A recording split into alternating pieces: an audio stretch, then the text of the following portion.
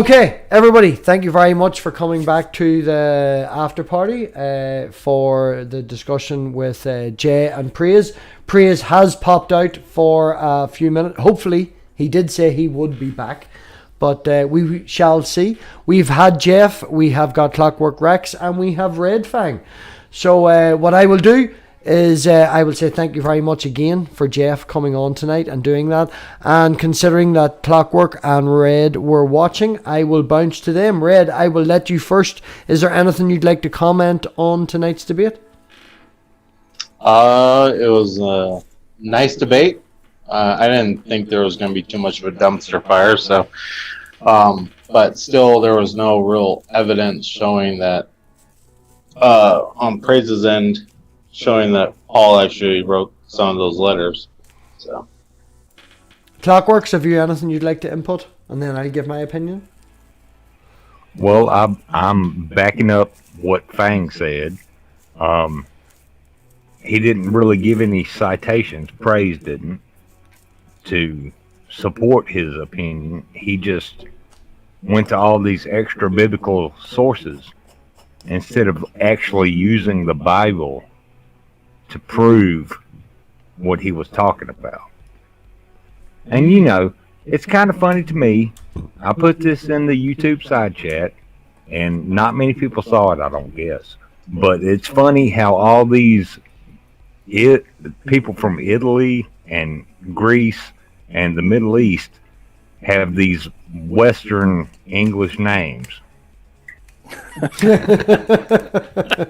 of funny, isn't it? Yeah. Kind of well, funny. That is something, you know, obviously I have bias. You know, everybody has bias. And, you know, I didn't want to show any bias. I tried to do my best during the moderation. There was a few things that I wanted to say and tried my best not to. But, you know, from my point of view, I feel that Praise was trying to make the point that because it was considered for so many 100 years as the way it should be, then that's the way it is. And I feel that what I was getting from Jeff was Jeff's citations were more recent, they were more up to date, and considering what we know now, obviously we are smarter now than what we were before, more modern scholarship seems to lean the other way, taking everything into consideration, writing languages and better interpretations of the words or better descriptions of the language. We seem to know this now, and he seemed to lean more of the past. Yeah, I guess I would push back a little bit on what you said, Clockwork, because like as far as like Praise using the Bible for proof for him, coming from a theological perspective, if he's looking at 1 Timothy and 2 Timothy, as soon as the letter opens with this is completely dismissive, but if it opens with "Hi, I'm Paul, and this is my letter you're reading," that's canon. That's inspired. That's part of the inspired gospel, the inspired word of God. So that's proof, right? Like, I mean, for anybody that's a skeptic, that's kind of why I brought up, like, the one video that he brought up was like, well, skeptics got an uphill battle because, the author of 1 Timothy says, "I'm Paul." It's like, no, that's not how this works. Like, anybody who wanted to write a forgery would probably start with lying about who they were. That's sort of the point. Yes, but from Praise's perspective, from anybody who's kind of coming at this as a believer, the Gospels themselves and the Epistles themselves are evidence of themselves. So he, in his own way, he is using the Bible as evidence. Yeah, well, it's the same in soccer counts. It's not the kind of evidence you and I would, It's the same in soccer counts. We don't ascribe to that kind of evidence. No. I am that I am. Well, I are that I are. So that makes me a pirate. Well, I find the same with soccer counts. I was trying to say, it's just because somebody appears into a live chat with the exact same icon and the exact same name as someone else does not stipulate that they are that person. And usually people can figure out. There's a Math Pig 11 that a particular friend of mine in the community happens to have all my fucking pictures and pops in as me and tries to pretend that he's me. Now, obviously the name's Math Pig 11, but same icon, tries to go with the same mannerisms and things like that. It's clearly a soccer account because we know the context of who I am. And the way that they type, as hard as MathPig 11 tries to interpret me, yeah, he's the evil one.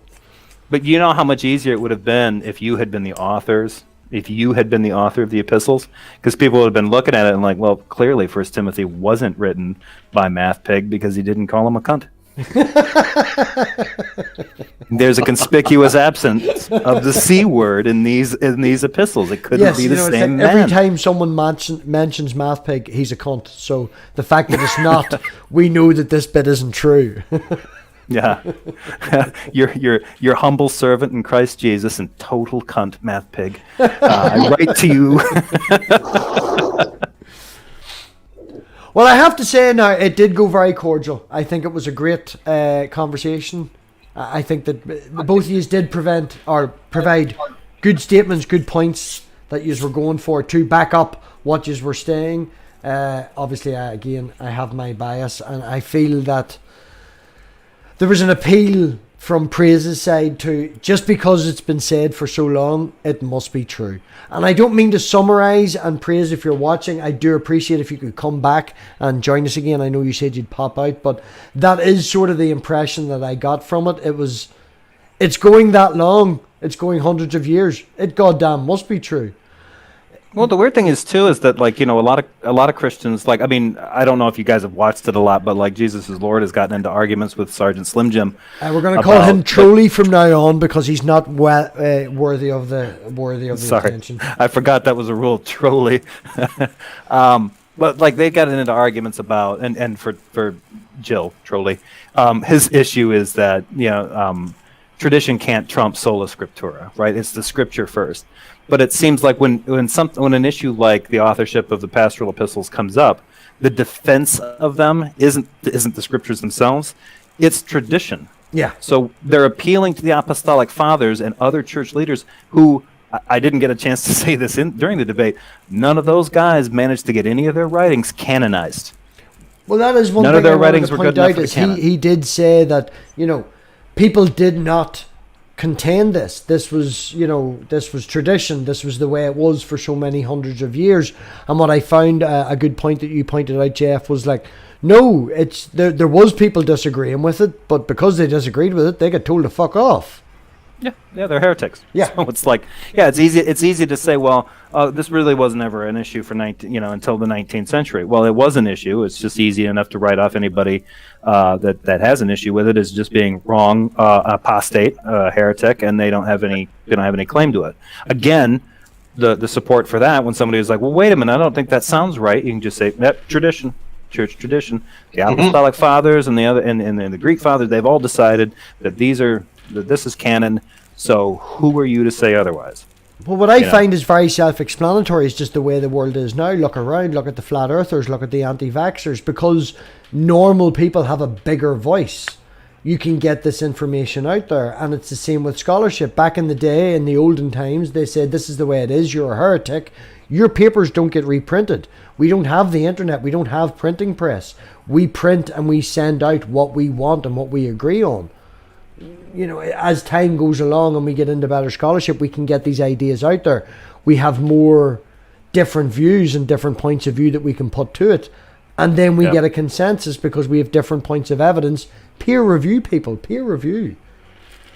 But here's the thing, is that, and that's a good point too, because well, the other thing, I think it's easy for people to lose track of the idea, lose the scope that if somebody writes a book, they were writing as a scroll. Codices, codices, those were not common, right? And codices usually ended up being developed by the church so that they could do this kind of side-by-side reading, and they could flip back and forth to different references and stuff. The idea of somebody writing out a scroll and you have a book, it didn't hit the printing press, it didn't get mass-produced, it didn't show up at a store, it wasn't available on Amazon. You had literally just that one scroll, that was that book. And if it got circulated enough and got popular enough, you'd think that after a while there might be, even within the church, political considerations for approving or denying certain texts. So when somebody's like, well, hey, the church obviously caught Paul and Thecla and the third letter to the Corinthians and the letters of Paul and Seneca. Yes, the reason for that was because they are obviously way different than anything else Paul's written. They're very, very different. And the Acts of Paul and Thecla contain ideas that frankly made quite a few of the, I think probably a lot of the early church fathers uncomfortable. So I think it's worth looking at that idea, like that these books were not the same as what we're talking about. You made a book, and that was the book, and you could get copies later on, and obviously people made copies of those letters, but it's not hard to see that somebody could forge them. That's another thing I wanted to bring attention to, and then I'll pass over to Red Fang, 'cause he's probably biting at the bit here, was that when people and scholarship, people don't realize, when books were produced back in them days, it wasn't a photocopy presentation. It was somebody looking up at a book, looking down, looking up, looking down. There is mistakes possible. There is interpretation possible. There's a lot of different things when you're using a person to copy something else rather than using what we would term now as a photocopy, as an exact representation of it. There is a lot of problems and mistakes that can be made. Yeah, and even for scholars that do track that kind of stuff, there's a tendency to think that if they made a bunch of scribal errors and copy errors, then all what you're trying to do is say that the Bible's full of errors. No, that's not necessarily true.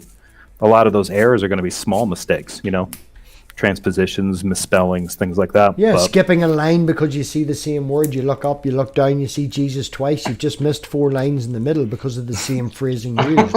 Yeah, you're writing by candlelight, and it's not like they had glass. You couldn't go to the optometrist once you started losing your vision. So, exactly. Yeah. So yeah, there's all sorts of difficulties present, and then on top of it, when it did come down to it, if you get a copy in front of you and you're looking through it, and it was like, let's go back to the original example. I write to you humbly, your servant in Christ, and total cunt. The Apostle Paul. Like, wait, what? Well, that's obviously not right. I think scratch that part out and put something else in there.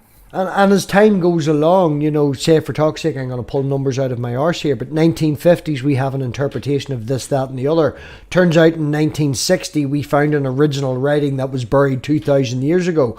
Obviously now we can change our stance, we can change our opinion, because we have what it used to be to what it is now, and we can discern Chinese whispers and have a look at it and make a different discernment from that, just over the space of 10 years because of what happened in the real world. And the other thing, too, to bring up is that one of the interesting developments about a lot of this kind of stuff, it was brought up because, the guys that have criticized 19th century quote-unquote liberal scholars, most of those liberal scholars are in the Protestant tradition, and the reason they got into that critical scholarship was in order to push back on the teachings of the Catholic Church. The idea was to get to the original understanding of the Greek text, the original understanding of the Hebrew text, and then there was the push later on in the 18th, 19th centuries to do biblical archaeology, and they started doing that. So a lot of the stuff that has popped up has been the work of a lot of those scholars, and it is influenced and weighed on other scholars, and so the evidence that they've done up has brought up these questions and has raised doubts in the authenticity of a lot of these different things. And it's even kind of changed the way some Hebrew scholars reflect on big themes in the Hebrew Bible. Like that they seem to be thinking that at least a lot of the newer stuff is the way when they talk about it, they discuss more frequently the influence of the ancient Near Eastern myths and cultures on the Hebrew Bible, especially the early books. Red Fang, I've cut you off twice. I will lean over towards you. Oh, you're good, man. I was just going to say, because these weren't rewritten into the Bible until later on. So it's hard to tell if what was actually the true letters of Paul, actually the letters of Paul. Because Paul, died, 63? Traditionally, they think that Nero executed him.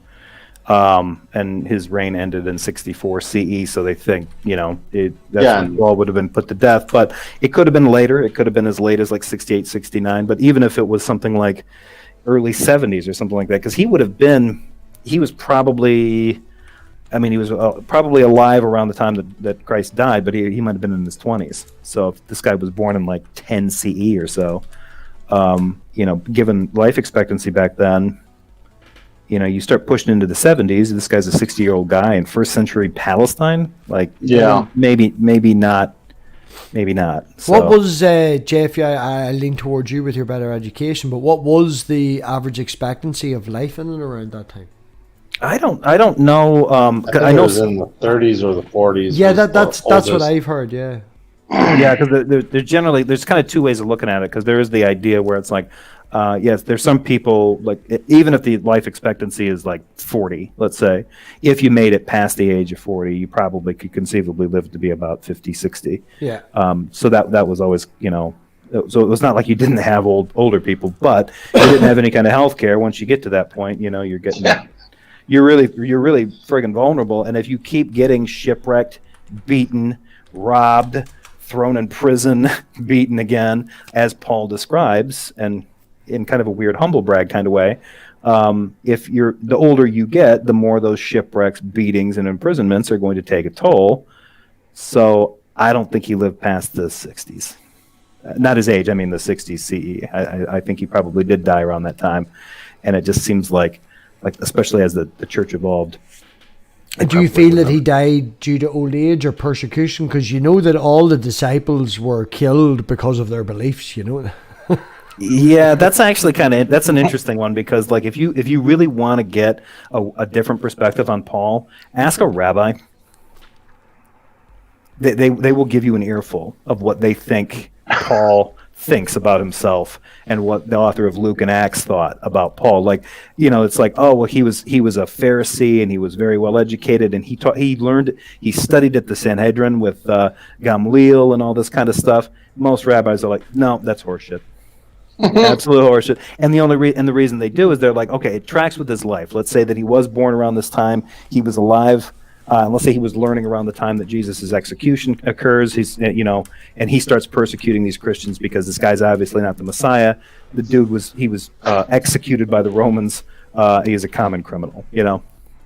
So he starts running around and persecuting them based on his knowledge, his tradition, as being this Pharisee. He's like super Pharisee, and all this kind of weight is placed on him. Like, no, he was a Pharisee through and through. He was perfect in his own eyes in the law, in the Hebrew law.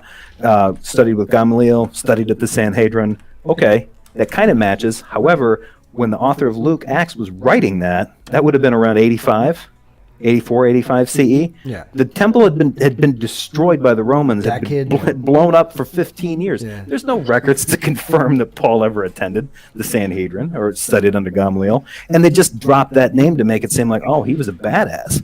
Like, no, it's actually, those are things that you would do to establish Paul as this kind of character, to make it seem like when he encounters Jesus on the road to Damascus, that's how profound his conversion was. He had all this background. He had everything going for him in terms of like how devout a Jew he was and a Pharisee, and he turned it around just like that. And, well, that's one thing I wanted to ask, as you've lent into that, Jeff, is your opinion of Paul. What would you consider a true backstory, if you understand what I mean? Like, I've talked to Godless Engineer and a few other people, and they've come back, well, he's obviously hallucinating, because it says the other people with him didn't see it, Yeah. So I'm just wondering your opinion of his transformation, his epistemic crisis. Yeah, I don't know, like, because I mean, there's a couple different ways of looking at it. Obviously, it could be like, oh, he made this story up. The other thing, which is actually more complicated and actually probably a little bit harder to reckon with, is that he's genuine about the experience that he had, but it didn't really happen the way he said it did. Like, he didn't actually encounter a resurrected Jesus, but for whatever experience he had, he thinks he did. So maybe he's losing his mind. Maybe he had a tumor, something like that. I know that for whatever reason, like the seven undisputed letters as they go on, the way he describes himself in a way that, I don't know if you guys have ever seen a movie called Sideways with Paul Giamatti and Thomas Hayden Church. No. Okay, it's a I can't remember the director's name, but it's kind of an unpleasant movie because Paul Giamatti's character is this unpleasant little dude. He's just a miserable fucker. He's a sommelier and like a wine critic or something, like, or maybe he's a movie critic, but he's just awful. And he breaks up with his wife or his girlfriend or something like that, and goes on like a wine binge in wine country, and that's what the whole movie's about. But he has this sort of, he's just this kind of miserable character, and he sort of like takes some pride in the fact that he's irascible, difficult, ugly, put upon, kind of abused, misunderstood. When you read the 7 undisputed letters from Paul, the way he describes himself to the churches, he describes himself the same way. There's actually a guy named Apollos that the one church in, I can't remember which one it is, they're all like, oh, Apollos, this guy kicks some ass. And then Paul shows up, yeah, I know I don't speak as well as he does, and I don't have all the flair, but I suffer a lot more, and that's what counts. I'm constantly getting my ass kicked and shipwrecked, and people think I don't speak so good and all this kind of. It's just like it just feels like a weird kind of humble brag thing. So I think that in some ways he might have been a flannel-mouthed huckster monster. At worst, I think that he might have been actually putting a lot of crap on. But see, that boils maybe back he's slightly crazy. That boils back to what we discussed a couple of weeks ago on the open mic night, is personal testimony, the strength of personal testimony. If anyone has ever been to a church and questioning their faith or anything like that, you go to a church, you see these people up the front, and they have been touched by Jesus. They have been through this thing, and because it was so important and so predominant in their life and what happened, that when they describe it, they give it so much force behind it. And because people in that belief believe in supernatural, especially back in them days, taking into context the fact that these things are possible, they've experienced things to a smaller degree, which gives justification to the bigger things. It's like, oh, well, this happened, so I can believe that happened. Yeah. Great answer. I think too, like with a lot of the experiential stuff, I'm actually more sentimental to that, or at least sympathetic to that idea. Like if somebody was like, yeah, you can give me all you can quote me biblical scholarship, you can tell me all your questions, but I've seen some crazy shit, and it makes me think that there's something else out there, that this Jesus is real and this kind of stuff. I have a hard time, like, if somebody really thinks that way, then it's just like, well, okay, something clearly happened for you. Obviously something did. I don't buy it. I think that whatever happened to you, you're interpreting it this way, but that's that is up to them. They got to kind of sort through that stuff on their own. What I think gets a little weirder is like debating people when I get the impression they don't have that experiential aspect of it. They sort of cling to Christianity because they think they should. Yeah, well, it's comfortable. After I left my faith, my girlfriend at the time still was part of the faith, and her family had found what we referred to as an evangelical church. It wasn't in a church, it was a back room of a fucking hotel, a function room of a hotel. And I went with her for a couple of months after I lost my faith, and I found that everybody there that did do a personal testimony, everybody there that was really involved, that lent towards more fundamentalist than lent towards, just mainstream and accepting evolution. My son died. I've recovered from heroin. I've recovered from alcoholism. There was this gaping hole in their life that they felt the need to fill. Yeah. The church does that for you. Yeah, and I think in some cases too, it's a way of like, it's sort of like a control freak's way of thinking that you've surrendered control, but you haven't. You've compartmentalized an aspect of surrender. That's what I think is actually kind of strange. If you really are giving up control of something, then you probably want to embrace, kind of like the idea of oblivion. Like maybe this doesn't matter. Maybe nothing matters. So, you don't have to believe it, but maybe just entertain it long enough. And if anybody's ever been in certain, because this was many years ago, I was required to attend an AA meeting or two. I won't say that. But sitting in on them, it was very illuminating, and I learned two things. First of all, if you've never experienced the craving for an alcoholic beverage, go to an AA meeting. That's one. Two, when I was there, I was surprised at like a lot of the different things that I saw from people who were like, yeah, I tried to quit drinking cold turkey, but then I got partied up with my friends and then I woke up 3 days later in Vegas. and everybody's looking at this person just shocked because they had this like leaving Las Vegas kind of like, like, holy shit, this is like something out of like, The Hangover. But a lot of the stuff that ends up getting told to these people is basically they constantly reminded, well, you just got to let it go. You got to leave it in a higher power's hands. Just let it go and leave it. And so they just sort of compartmentalize it there. And, while they're like drinking bad coffee and chain smoking cigarettes, you can see them kind of like nodding along to this, but none of them can do it. Like they can't let it, they can't, they're still too like hung up on some kind of issue. They're not going to give up the drink. And, I always thought that was kind of weird because there are some people that would have like religious experiences while they were drunk. Those would work. They'd have like the road to Damascus moment. And they're like, that was it. It was easy for them. And then there were other people who tell them like, well, we don't always get that thing, but you can surrender it just like they did. And I'm like, yeah, you really can't. It's not the same. No. You see, that's a good point, because one of the questions, or one of the sermons that this particular person did whenever I went till it, was about God testing you, and sending forth problems for you to overcome to make you a better person. Now, we didn't go down the route in the conversation of what is works and stuff like that, but he was open to questions afterwards. And one thing that I did ask him was, how can you tell the difference between God testing you and the devil punishing you? And his response was the outcome. So, it depends on the person. From my point of view, that's what I tried to put across to him, was it depends how the person comes out. What I felt that he was putting across is, if the person comes out, struggling with heroin addiction and ends up finding Jesus and coming to church every Sunday and, oh, holy Jesus and praise God and all that, rather than relapsing, then God helped them over the devil punishing them, which I find is down to humanism again. It's down to the person. It's down to the strength of the person involved in the situation. Isn't that a little bit of like a Texas sharpshooter fallacy, though? I felt that the phrase that I used to him was a cop-out.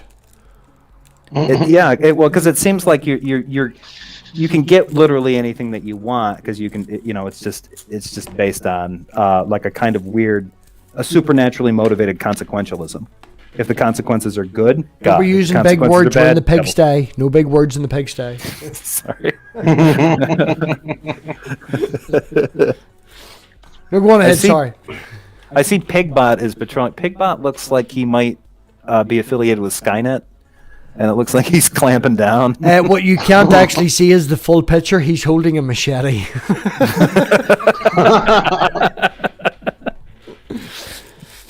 Pigbot's ignorant. He robs collection plates, and he makes fun of Dave. But he does dick punch people, so...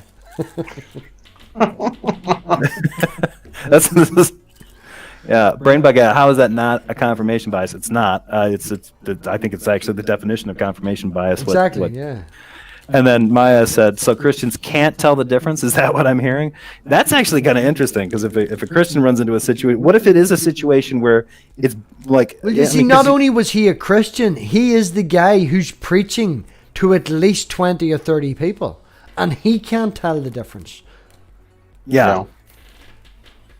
And if you do the thing where it's like, well, you know what, it'll all work out the way God wants. Like, really? Because one of the things that God seems to want is Satan running around doing dirt. So I'm not exactly comforted by this idea. I got distracted by the live chat because Cadence tried to dick punch something, and Pigbot actually dick punched her right back. No, but that's it, man. It's about filling a hole. It's about, I don't know. I've personally experienced things, and I'm not going to deny it. And I've experienced things that I wouldn't go so far as supernatural, but I know for a fact that something happened a couple of months ago, a dream that I had, and I woke up, and the other night it happened, and I'm not going to go so far as saying a premonition, but I definitely remember it happening because of the situation. I'll go into it after stream, but... Well, deja vu. I don't know, there's deja vu and there's this, that and the other, and I would never lean so far as saying supernatural, and I would never lean so far as saying premonition, but I do feel, personally, myself, I don't think that... I feel like I'm slightly on the autistic spectrum. I see patterns. I see repeating patterns and things like that. And I think that it's an extension of that, where you can see the idea later down. You go to sleep, your brain is 20 steps ahead of where you are, and you can see something happening. And it's not exactly the same, but it's 70% of what you thought of. So as you've said, man, deja vu, it fills in the blanks. Well, I've heard of people doing. I got a couple siblings that have gone through whole phases of that. A younger brother he's had that happen multiple times, where he's described like 4 or 5 dreams, and then, sure enough, couple 3 days later, all of a sudden he experiences something that's eerily close to that. Yes. And I was going to wonder, like, I kind of wonder, like, okay, let's say it's there's a naturalistic explanation, and that is his brain is basically doing a defragmentation right during his dreams and stuff, and it's piecing stuff together and it's making new patterns, and then he doesn't usually remember his dreams. Yeah, he normally doesn't. But then this thing happens, and then he's certain that he dreamt it. So what I'm wondering is, like, is that just close enough in a pattern that his brain was piecing together 48, 72 hours previous, and that just sort of jars him into thinking like it's close enough, and then it's a 1-to-1 match. So it's not like, oh, I came up with the pattern and then I saw it in action. It's more like you saw this thing happen and your brain matched it to a pattern that it was comfortable with, and it's more like a memory rather than than an impression. It's not. Well, that's the conclusion that I come to. I understand that I've been through these experiences and their personal testimony, but that is the conclusion that I come to. I think Stargate SG-1 did a really good episode where they had a person who seen patterns that much that when his brain started to evolve, he could see the future. Because you can see patterns and you think ahead and you overthink things. Referencing to Game of Thrones, you've got Littlefinger. He makes a statement in the middle of it. Think of every single possibility that can happen. And if you think and are aware of it, then you can predict what will happen. Mm-hmm. And the subconscious can do that. Also, Gavin has announced Quentin Phipps has converted to Christianity. So with Matt Bond, I think it's same with Matt Bond. That makes 2 of the frat boys who have come out of the darkness. Happy days. Yeah, I don't know about that. Converted to Christianity, not on my watch. No, I'm kidding. I don't know. Right, well, what I'm going to do is I'm going to let the dog out because he is barking like a motherfucker over in the corner. You just can't hear it. So I will be back in 2 seconds. Jeff, what was your thoughts on tonight's debate? Do you think that you presented a good enough argument to convince the audience? Yeah, I mean, as a layperson, I'm not going to answer you back because I'm going to fucking leave. Hold on. I think as a layperson, I did okay. I mean, I've only been studying this specific issue for a little while now. I've been trying to do more of a general study of like the New Testament, and I've been concentrating on Paul lately. I'm going to get back to the Gospels, but yeah, I think I did all right. But I mean, if the questions get specific, I think one of the tough things about debates like this is that everybody that's on here is an enthusiast to a certain degree. That everybody has their own interests, and so if somebody has a defense that gets into the weeds of something like semantics or some really obscure church dogma or something like that, I don't know that. I mean, I definitely don't have the background in that stuff to be able to argue that stuff, conclusively, argue it effectively. I don't think. The best that I can do is from my studies, based on the sources that I have, studying this is, I'm essentially studying the stuff at like an undergraduate level. Those are the texts that I have, the study Bible that I have. So that's as good as I can get. If somebody wants to get into like, hey, let's pull up some Koine Greek lexicography and have it out. Like, no, I'm not going to do that. First, I'm going to have to learn Koine Greek to even have an idea of, any kind of perspective on what we're talking about.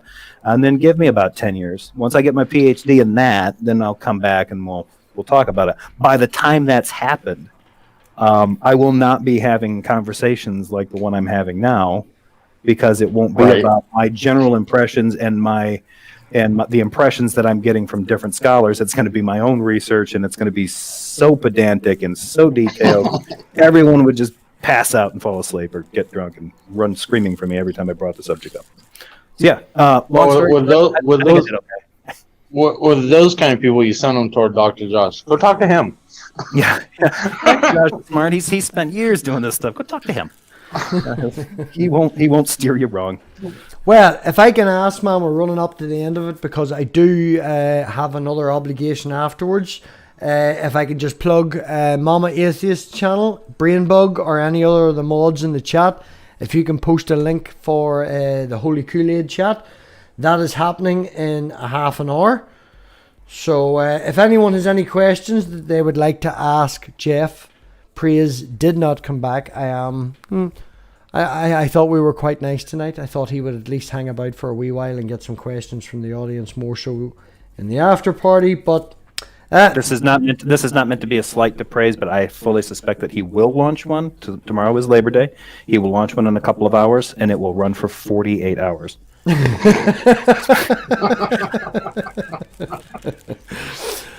Well, what we'll do is I'll do a shout out to questions from the chat if anyone would like to ask anything. I've been here all night, so Red Fang, I'm going to dump on you. Is there anything you would like to add or ask Jeff? No, I thought he did really well, and it was a great debate. I'm sorry I didn't get Math Pig to hit the flames button. I know. I've had That's if Gavin was in the. If you're having a debate with Gavin, then the flames would have been kicked up. Yeah. Well, I mean, if I had a debate with Jill too, I would just tell Math Pig, just start it now, and then don't stop until the after party ends. Well, it is something that we are aiming for more here on the channel. Personally, what I'd like to do is an interview a week, an open panel a week, and a debate a week. So if anybody has anybody that disagrees with them, if you just want to start a fight, you just want to start a row, you just want to have a question, I feel like I'm a fair platform, and you are more than welcome to reach out to me. All the information is at the top of the screen. Feel free to send me an email, hit me up on Twitter.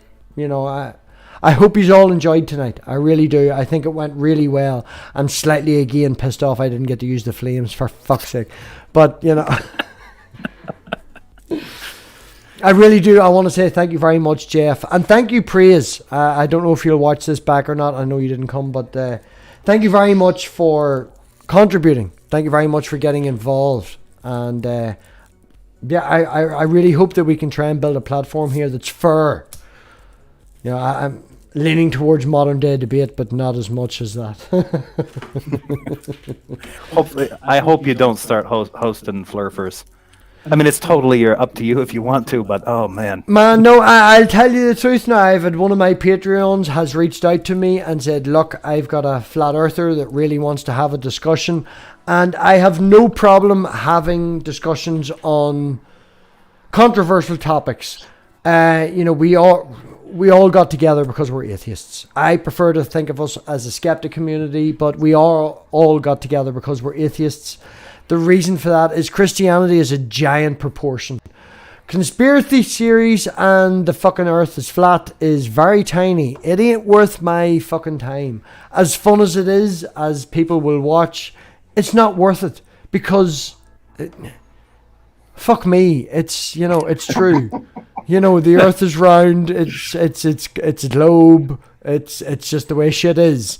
We genuinely don't know whether there's a God or not. Nobody can actually make that statement and provide proof. So this comes down to a discussion. So I'm happy to do that. But the earth's round. It's a globe. It's an oblique spheroid. You're all fucking mad. We went to the moon. Vaccines are real. Wear your masks. This shit is real. Just don't have Iger TV on. All you'll be doing is watching YouTube videos of how the earth is flat. I was over the moon that Randy from Boston got shut down. Over 400,000 subscribers across his 2 channels.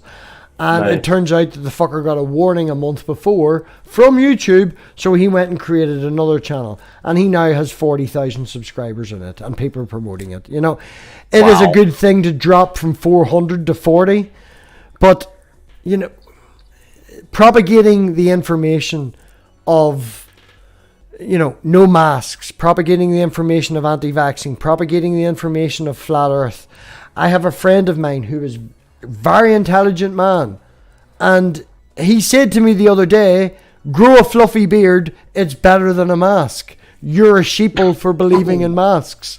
And this guy's intelligent, like, you know, and it's these small things that all add up together to propagate the idea of these stupid things.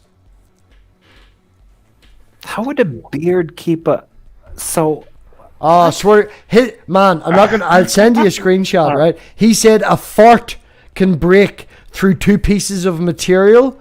So what is the point in using a mask when it comes to this?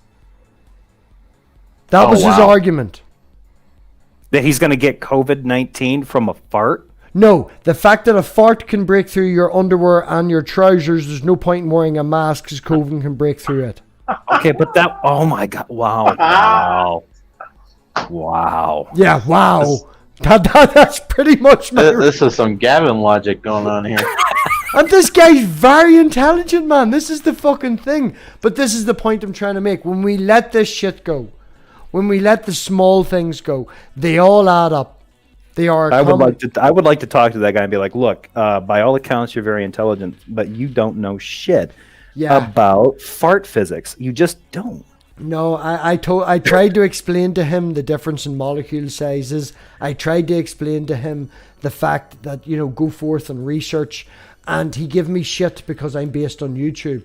And I was like, man, because I'm in YouTube and I use this to connect to people, does not discern from their knowledge. And his retort was, YouTube, people on YouTube use it to bully other people into their opinions. So I just give up. Wow. Okay. Yeah.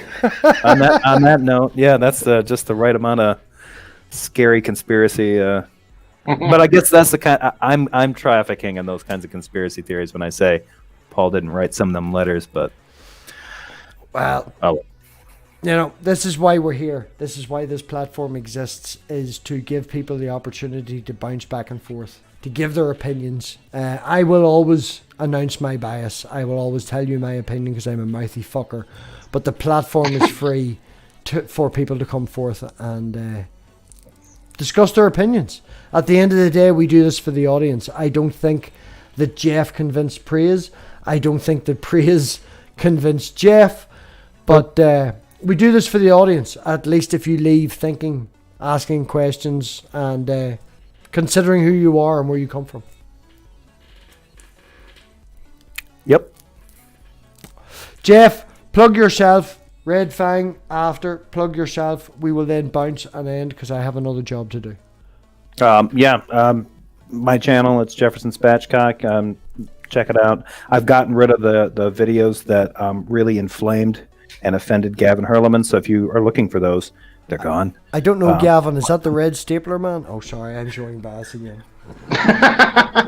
Yes, that is the stapler man. But yeah, I do a lot of skeptical stuff, and I talk about biblical history and apologetics and stuff like that. Generally, kind of fight back against that stuff, and I do have a reputation for drinking a little too much during live streams and falling asleep. that I'm trying desperately to change that. So it's the time zones, man. I technically blame Jay because Jay is 3 hours behind you. Oh yeah, we don't. Yeah, that's actually kind of my thing, because if I would stay up late enough to have one with him, it's like, okay, well, I'm going to have a drink, and then that drink turns into 4, and then it turns into me drooling into my keyboard, you know, and it's like, this is... No, yeah, well, considering I'm UK and I basically run an Eastern Standard Time, that's 5 hours of difference. I was yawning in the kitchen the other day, and my mother said to me, why are you tired? You got to lie in to fucking 9 o'clock. And I'm like, yeah, but that's technically 4 in the morning my time. So getting up at 4 in the morning is a bit mad, you know. Yeah. Right. Well, on that note, Red Fang, thank you very much for joining. Jeff, thank you very much for hanging about and doing the debate tonight. I really had a lot of fun. We had a lot of viewers, and yeah, I don't think there's anything else we can add to this. I think we've had a good conversation, good fun, and check out Jeff.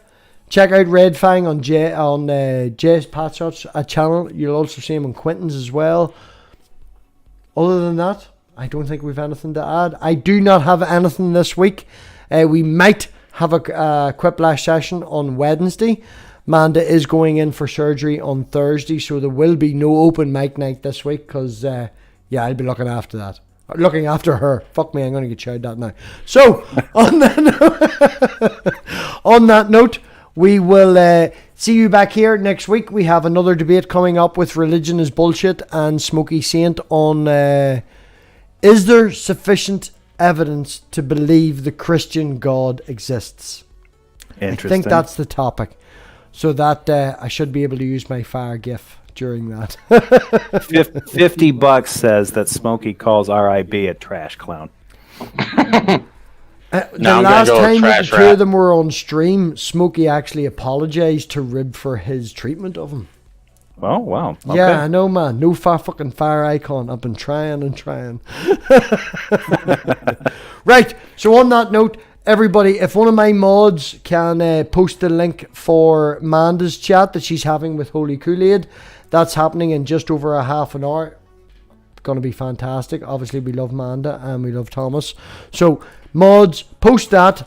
Everybody, thank you very much for coming. Patreons, really, you are doing an awful lot at the minute. I'm out of work at the minute and stuff. So, anything you can contribute, that's fantastic. And everybody, on that note, thank you very much. We will oink. We will out.